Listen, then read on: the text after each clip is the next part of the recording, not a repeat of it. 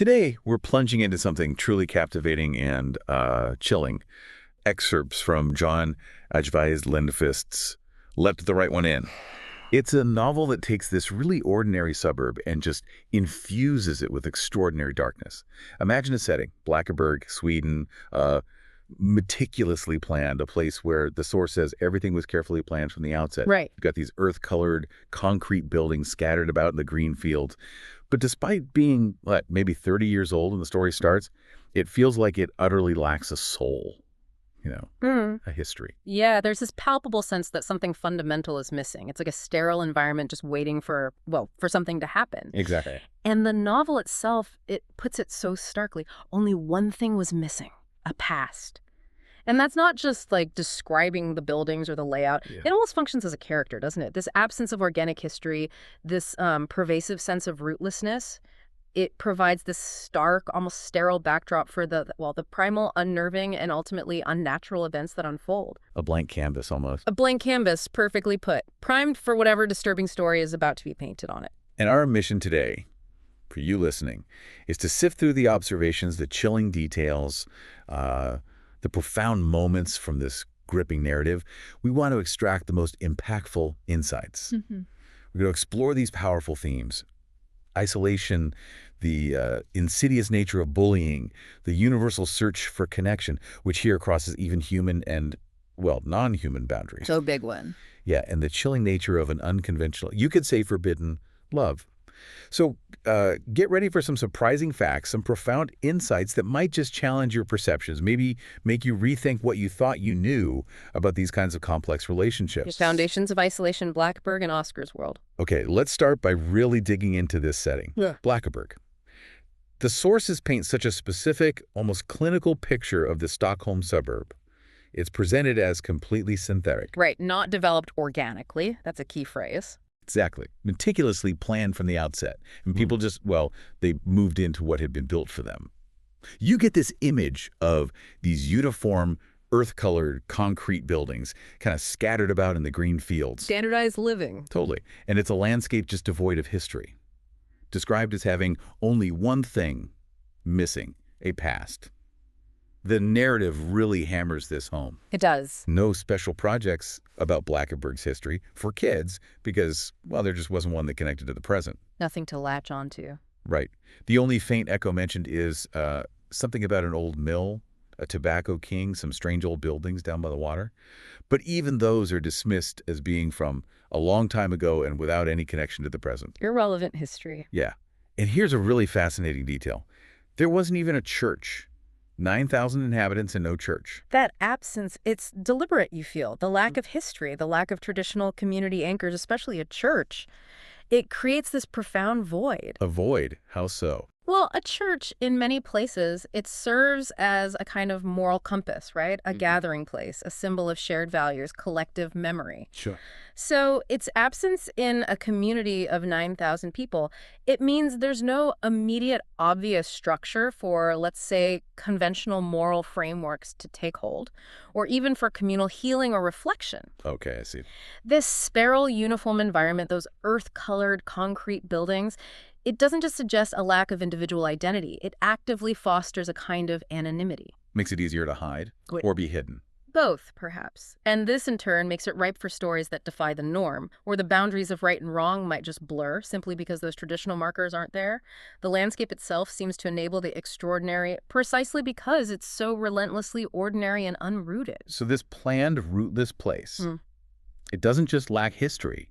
It actively cultivates this profound isolation, maybe replacing community spirit with a kind of despair. I think that's a fair reading. When people are just, as the source describes it, marching over the Trainberg Bridge with sunshine and the future in, but marching into these empty, soulless buildings, what shared future can really be built there? It's unsettling. The idea that the design may be meant to be efficient and modern actually strips away the essence of human connection, leaves people vulnerable. Definitely. And that image of the 3-storied apartment building standing where there had been only forests before. Right. It drives home the artificiality. Nature replaced by this man-made, maybe unfeeling structure. The residents almost seem adrift in it. And within this setting, so devoid of roots and warmth, We meet our protagonist, Oskar, a young boy whose inner world is, well, anything but sterile. Oh, absolutely. He's intensely bullied, suffering profound physical and emotional humiliation. The sources describe him having these stress-induced nosebleeds, feeling like he leaked from every orifice. It's visceral. It really is, and he even calls himself Piggy, which is just heartbreaking. It shows how deep that vulnerability goes. And his coping mechanisms are really striking, aren't they? This vivid fantasy life, a deep love for reading, especially goosebumps and crime stories. Right, those details are important. And then there's the morbid scrapbook of murderers. He's just fantasizing about being understood, cared for. It feels utterly desperate. Oscar's vulnerabilities, yeah, they're starkly depicted. The piss ball, he carries the small rubber ball to try and fend off attackers. Just imagine having to carry that. Exactly. And the nosebleeds that sometimes, maybe ironically, deter his tormentors. They're constant physical signs of his fear, his humiliation, Yeah. and these physical tolls, plus the emotional trauma, they just drive him deeper into his internal world. There's that line, his inner thought, let someone see it. Let them wonder. Let them think someone had been killed here because someone had been killed here. And for the 100th time. Wow. It reveals a child just grappling with immense pain and maybe a nascent desire for some kind of brutal justice or just recognition of his suffering. So this fascination with crime, the scrapbook, it feels like his desperate attempt to grasp some kind of power, right? In a world where he feels completely powerless. Is it just coping, or is it something more foreboding? It's a great question. Initially, I think it is a coping mechanism, a way to process the violence he experiences by, externalizing it, trying to understand its rules. Okay. But you're right, it quickly becomes something more foreboding. The lines blur between fantasy and this nascent, darker identity he's maybe forming. Because he's not just observing, he's identifying. Like correctly identifying heroin in front of a policeman, thinking, I've read a lot and stuff. Exactly. And then that chilling thought could be me in 20 years after studying the face of this Swedish murderer who butchered them with an electric chainsaw. That's heavy. It reveals this profound, if twisted, self-awareness of his own potential for darkness born from his suffering. His attempts to grasp power through knowledge of violence are deeply unsettling because they show him internalizing the lessons of his tormentors, in a way. And the longing for validation is so raw. Like wanting the policeman to stroke his hair and tell him he was all right would hold him and say, it's heartbreaking. He's just searching for any connection, anywhere. Yeah, his desire for validation is so strong he latches onto any scrap of attention, even from a policeman, desperately wanting to be seen as something other than Piggy. It really sets the stage for him accepting connection from a very unconventional source. And it's precisely this desperate search for power, for belonging, that's about to intersect with a newcomer whose very existence just defies normalcy. Eli. Eli. Her arrival is immediately marked by these unsettling peculiarities. She moves in next door, looks like a kid Oscar's age. Described with dark hair, a small face, big eyes, but also pale, and a completely flat chest. Her hands are long and slender as twigs. Yeah, but the smell. And that's what's most striking, right? Oscar notices it directly, asks her, is that strange smell coming from you? And she just says, I guess so. No explanation, no denial. None. He describes it as worse than old sweat, or even closer to the smell that came when you removed the bandage from an infected wound. Oh. And it chillingly reminds him of his sick dog, Bobby, who had an infection and had to be put down. That connection is powerful, immediately linking her to illness, decay, death. And then almost immediately she just lays it out. I can't be friends with you, just so you know. Straight up. Absolutely. Those sensory details, they're not just unsettling, they're the narrative's subtle breadcrumbs, aren't they? Leading us somewhere dark. For sure. That pervasive, sickly scent, the unnerving pallor, the strangely flat chest, those twig-like hands. They're not just physical traits, they're active clues, quietly revealing her non-human nature long before it's actually confirmed. And her rejection of friendship, you realize, it's not malice. No, it feels more like self-preservation. Like she knows her true nature makes genuine, conventional human connection impossible. Or dangerous. Right. She understands the danger she poses and maybe the danger her very existence implies for anyone who gets too close. It makes you wonder, doesn't it? What kind of being gives off a smell like that? How does a child carry such a distinct aura of illness or age, conjuring memories of a dying pet? It's an immediate, visceral signal. Something is deeply, profoundly different about Eli. Sets her apart right from the start. And then there's her physical movement, too, landing as softly as a cat after jumping from the railing. Yeah. It reinforces her unusual nature, hints at an agility, maybe a predatory grace, that her childlike appearance hides. These details are just masterfully woven in, creating this sense of unease and mystery around her long before we really understand what she is. Eli's unsettling arrival definitely casts this long shadow, but the true darkness lurking under Blackberg's surface that's violently revealed through the actions of another character. Hop in. Escalating horrors, the ritual killer, and community response. And so, yeah, the quiet facade of Blackeberg just starts to crack wide open with the arrival of Håkan Bengtsson, 45 years old, driven by this grim, distorted purpose. He arrives with a dark task, fueled by a really twisted sense of love. The sources tell us he's nervous, internally conflicted. Right, disturbed by naked skin wherever you looked in ads, reveals a deeply troubled psyche. Definitely. His initial target is a young girl, but he finds he just cannot go through with it. Yeah. He stops, lets her go. A line he can't cross, apparently. Seems so. But then he finds Johnny Forsberg, described as a boy, on his way to handball practice. And Håkan incapacitates him with halothane gas, a powerful anesthetic. And then proceeds this ritualistic murder, draining his blood. The method is particularly gruesome. Horrifically so, Yeah. including slicing away the tendons at the back of the knees before the fatal throat cut. Ensures helplessness. And after this horrific act, he feels, what? A strange sense of refuge, calmness in the forest, seeing it as a good game, chilling. Håkan's internal struggle, or maybe the lack of one at that point, and his warped ideology are absolutely critical. He believes that real love is to offer your life at the feet of another. A dangerous misinterpretation of devotion. Completely. He's not a monster acting for pleasure. Yeah. He commits these unspeakable acts out of this perverted sense of duty, loyalty to Eli, whom he serves. But his inability to harm the young girl, yet his readiness to kill the boy. It adds this layer of disturbing complexity, doesn't it? It does. It suggests maybe a specific barrier he can't cross, even as he embraces this monstrous role. Oh. And the tools he uses, a knife, rope, funnel, a 5-liter jug, the clinical precision. Yeah, it shows this disturbing, almost scientific methodology, transforms it from maybe spontaneous violence into cold, calculated ritual. Exactly. It makes you wonder about his state of mind finding refuge in it, calling it a good game. Is it complete surrender, dissociation, or just desperate rationalization? That detail of slitting the tendons, it's so specific, so effective in conveying the horror, designed to ensure the victim is utterly helpless, emphasizes the ritualistic, controlled nature. And his final thought, just terrifyingly, this is something he was going to do again. Signals a full commitment to this dark path. This violent act, while initially mysterious to the public, sends shockwaves through the community. But the true nature, the why of it, remains this chilling enigma for most. Right, because the sheer specificity of the method sets it apart. It's not random. Not at all. So the community is rocked by this Vällingby murder. A boy Oscar's age found. Official reports mention extreme shock for the discoverer, implying it was particularly horrific since usually they only wrote shocked. Suggest mutilation or something deeply disturbing about the scene. Locally, it becomes this topic of morbid fascination, speculation. Tommy, Lassa, Robin, these local boys, they discuss the details. The body strung up in a tree by his feet. Horrific imagery. And his neck had been cut open, like a melon. But crucially, they noticed the lack of blood on the ground underneath, The key detail. which leads them to speculate about butchers draining pig's blood. Their crude but weirdly accurate deduction leads them to conclude. He was after the blood. Exactly. He was after the blood.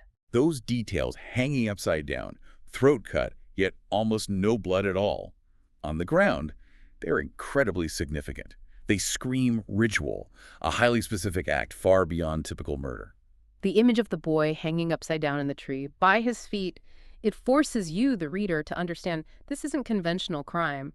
It's designed for a purpose, not just ending a life, but extracting something. And it's remarkable, isn't it, how the group's crude deduction, comparing it to a butcher's shop, what they do with pigs, they hang them upside down and cut their throats, reveals this chillingly accurate insight into the killer's motive. This informal local investigation gets closer to the truth than the official one. It highlights how communities try to make sense of the monstrous when normal explanations fail. Their conclusion, I think he was after the blood, I think he took it with him, is terrifyingly accurate.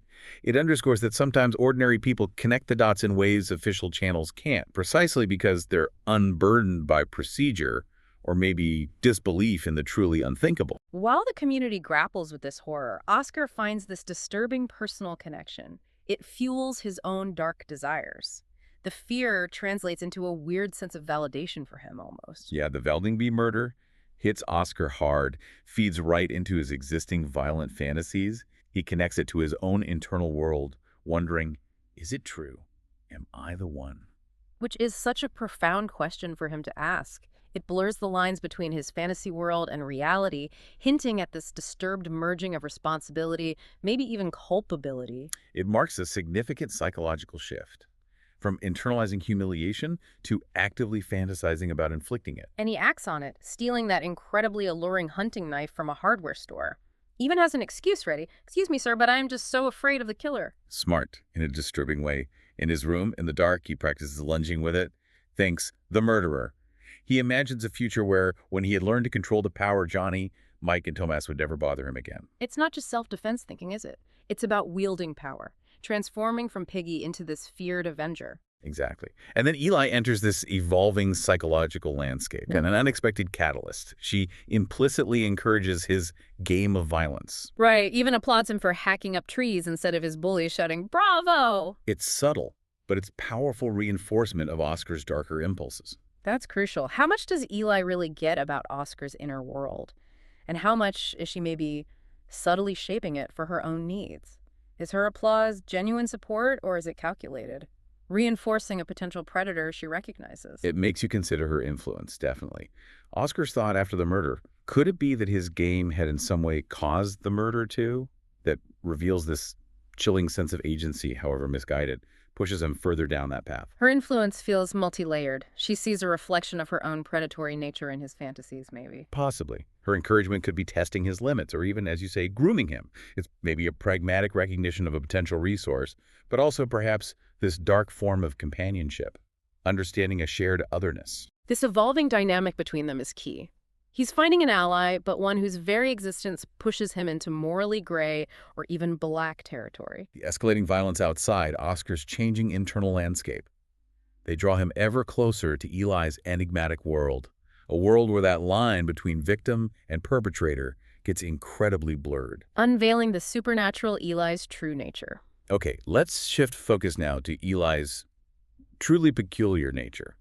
The sources are just packed with these subtle yet powerful clues hinting at her supernatural identity long before it's stated outright. Definitely. She has these unusual sensitivities, especially to sunlight. She describes light hitting her palm as a burning hot light bulb. And the feeling in her eyes, like two strong thumbs pressing on them, threatening to gouge them out of her head. It's incredibly vivid, visceral language. It really paints a picture of agony. And then there's that classic, almost folkloric requirement. She needs an explicit invitation to enter a home. We see it with Håkan, and later, crucially with Oskar himself. She can't just cross the threshold. These details are classic vampire traits, aren't they? Establishing her supernatural nature without just labeling her initially. Her extreme sensitivity to light, a clear vulnerability, dictates her nocturnal existence, forces her into the shadows. That description of her skin feeling 1,000 pinpricks, as if her skin were being twisted in two directions at once, really conveys that agonizing weakness. And the invitation rule, it's a crucial supernatural boundary, a universal law that even a powerful creature like Eli has to obey. It gives a moment of choice, of control to the human. Right. It underscores that despite her powers, she's still bound by certain ancient rules. And Håkan preparing the pantry for her resting during the day, it illustrates the practical, chilling realities of her existence. So the implication is clear. Immense power, but also very specific, vulnerable weaknesses. Exactly. This balance of power and limitation is common in supernatural stories, but here it's fused with this childlike persona, which makes it all the more unsettling. It highlights a duality. She's ancient and dangerous, yet also dependent, fragile in certain ways. And that dependency is precisely what drives Håkan to such desperate, self-destructive measures. His entire existence revolves around enabling hers. Which brings us, to Håkan's ultimate sacrifice and his truly gruesome end. Cornered by the police, Staffen and Holmberg at the swimming pool, he performs this act of horrifying self-mutilation, pours acid over his face and body. It's not just trying to escape capture. It's a deliberate act to prevent identification, ensure his eventual death, and ultimately protect Eli. But his plan for a quick death fails. He falls from a hospital window, survives, in this agonizing state of disfigurement, kept alive by machines. Described as a lump of flesh like any other, only the whole face, what had been the face, had its own life. Just awful imagery. And in his torment, he pulls out a metal tube from his throat, tries to die, feeling that if Eli didn't need him, he couldn't live. He escapes again, only to fall from a height once more, leading to his actual death. And his corpse, later described with severely deformed inner organs and this spasmodic muscle action even after death. Chillingly likened to the eel that dead and butchered jumps in the frying pan. Hawkins' actions are driven by this extreme, almost pathological loyalty. A perverse love for Eli. His self-disfigurement isn't just escape, it's self-erasure. A final, desperate measure to protect her from being traced through him. The descriptions of his disfigured face, a piece of the bone stuck out, glowing white like a piece of chalk in a meat stew, they just underscore the horror of his sacrifice. His continued survival in that state, his desperate attempts to die. They speak volumes about his devotion, his despair. He believes his existence is solely for her service. Without that purpose, he can't or won't live. And you have to wonder, how much agency did Hawkins truly have in that loyalty? Or was it a form of possession itself, a complete surrender to her will? That's a disturbing thought. And the description of his body after death, the hitherto unobserved, severely deformed inner organs, the eel comparison, it's almost as unsettling as his living state. It suggests a corruption beyond mere human injury. Like Hawkins, through prolonged contact and service to Eli, became something other himself, transformed into this organic machine defying normal death, a testament to Eli's profound, dangerous influence. His grotesque end reveals the deadly price of serving Eli, a price that another, less willing familiar is about to experience. Which brings us to Virginia. Her tragic transformation and demise. Lack's girlfriend, Virginia, she's attacked by Eli, implied to be the thing that landed on her back. And she rapidly transforms, develops extreme photophobia, light hitting her palm like a burning hot light bulb, an insatiable hunger, a desperate need for blood. Her body's described as cut in more than 30 places, her apartment all over with blood. She resorts to self-harm, slicing her arteries to drink her own blood, experiencing this whimpering mass of abstinence and anguish. Attempts to get medical help are futile. Driven by these new urges, this unbearable anxiety, she jumps down a stairwell, dies amidst a commotion of cats. Virginia's story is this truly tragic case study. What happens when an ordinary person gets infected by Eli's condition? Her rapid deterioration, the mental and physical torment, the constant anxiety, that feeling of a school of hysterically wriggling little fish in her veins. It highlights the horrific reality of becoming this creature. Her self-mutilation to get blood? Right. It's horrifying. A body and mind at war with itself. A desperate struggle against an unbearable craving. The sheer amount of blood in her apartment, those cuts in more than 30 places, grim picture of her suffering. And what's fascinating is how her medical situation underscores her altered state. Lack questions a nurse about a blood bag being given to her, noticing it says A while he knows Virginia is type B. Right. The nurse corrects him, says Virginia has AB blood. But the nurse's dismissive attitude shuts down further inquiry. This detail subtly indicates her blood type changed, a biological marker of her transformation beyond normal human physiology. Wow, so it's not just a craving, it's a fundamental change. Exactly. Her tragic demise, caught between her human past and this monstrous present, underscores the profound loss of self. She's no longer Virginia, just this desperate, lonely creature ultimately choosing death over her new, unbearable existence, falling down the stairs, cats howling. Virginia's harrowing story is a stark warning. It intensifies the moral complexities Oskar faces as he gets closer to Eli. It's a terrifying preview of the brutal reality of the world she inhabits. Shifting dynamics, Oscar's choices, and Eli's departure. And this is where Oscar's bullying storyline hits its terrifying climax, a moment that just shatters his world, and maybe ours a bit too. For anyone familiar with the novel, yeah, the swimming pool scene is unforgettable, terrifying. His tormentors, Johnny, Jimmy, and Mike, they trap him, brutally hold his head underwater, threaten him with a stiletto knife. And Eli appears outside the glass doors, waiting for that fateful invitation. "You can come in," shouted by a panicked Mike. Which unleashes this horrifying, savage retribution. Johnny and Jimmy Forsberg, heads ripped off, left at the bottom of the pool. The bloodstains found on the ceiling afterward suggesting someone had been, well, flying. An impossible supernatural feat. This is such a pivotal moment. The sudden savage shift.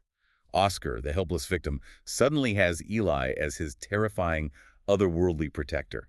It defines both characters, defines the story. It powerfully shows the extent of Eli's raw, brutal power and her unwavering willingness to use it for Oskar.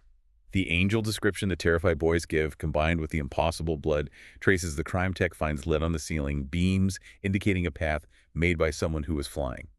It just solidifies her supernatural status. No question about it then. And while terrific, morally reprehensible to us for Oskar, this acts as salvation, a twisted kind of justice delivered by his protector. It forces him and us listening to confront the nature of protection and its immense, often brutal cost. Is this rescue, or is it sealing a dark fate? The violence at the pool, while saving Oscar's life, undeniably forces him to face the full, brutal truth of Eli's existence. Her true nature shatters any remaining innocence, pushes him squarely into her world. Right. With the reality of her nature undeniably exposed, Oskar, no longer naive, asks her directly, "Are you a vampire?" And Eli's clarification is so important. I live on blood, but I am not that. That distinction is critical. She's not just the mystical creature of human lore. She's something older, maybe more primal, a being for whom human labels just fall short. Then she reveals her true name is Elias, a boy's name, adding another layer of complexity to her identity. Said she has lived for a long time, being only 12, but I've been that for a long time. Forever 12. And Oskar observes that faint pink spot, a scar on her groin, a detail hinting at a deeper, tragic past. And this is where it gets heartbreakingly profound.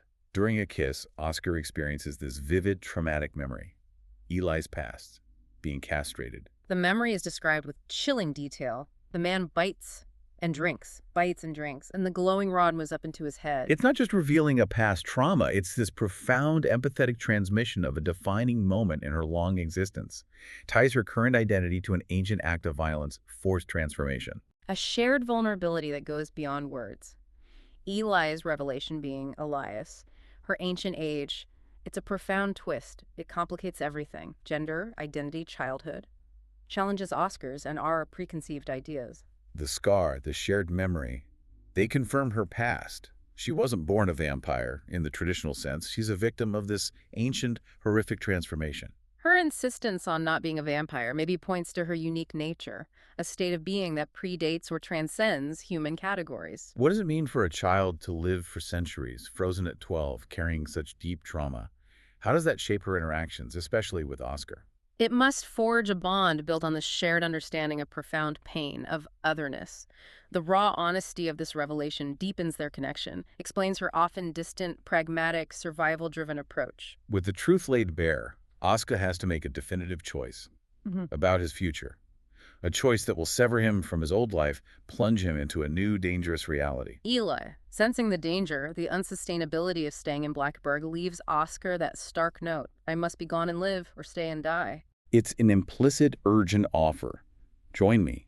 Step fully into my world. And Oskar, after finding her hidden money, masses of bills, and 2 bottles of tea red, that solvent, stashed away, makes his decision. His response to her note, simple, powerful, utterly definitive. Yes. Yes, he starts packing.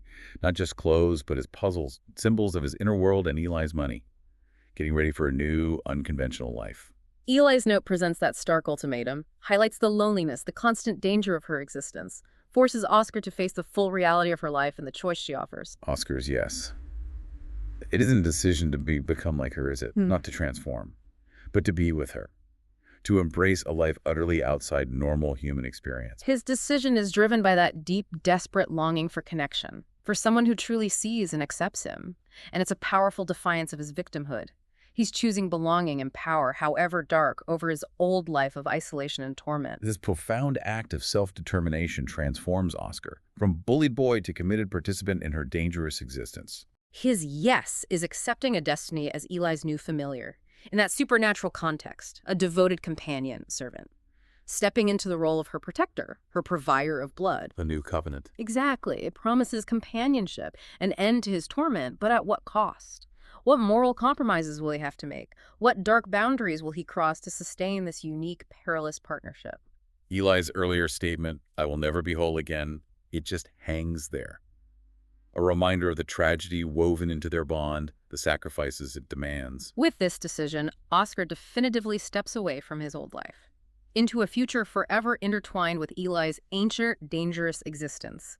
A new chapter, full of promise and peril, begins. Aftermath and transformation, new beginnings and lingering shadows. So, as Oskar makes this fateful choice, Blackeberg itself is still grappling with the fallout. Hawkins' murders, Eli's brutal actions at the pool, the community is in turmoil.